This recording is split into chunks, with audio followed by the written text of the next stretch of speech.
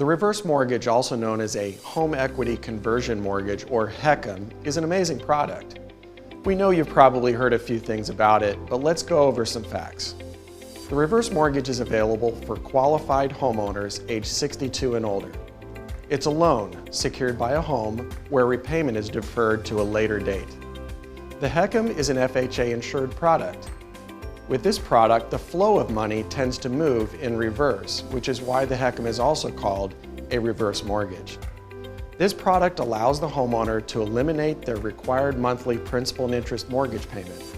However, a homeowner is still required to pay all property charges, including but not limited to taxes, insurance, maintenance, and homeowners association dues.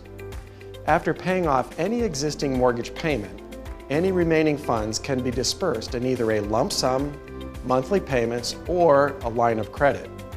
With a reverse mortgage, the homeowner retains ownership of the home.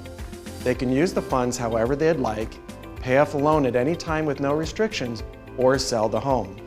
Stay tuned for more information on the HECM by following our page. We'll be posting new videos every week. If you have any questions or want to know more about the HECM product, please reach out to us by emailing reverserequest@movement.com.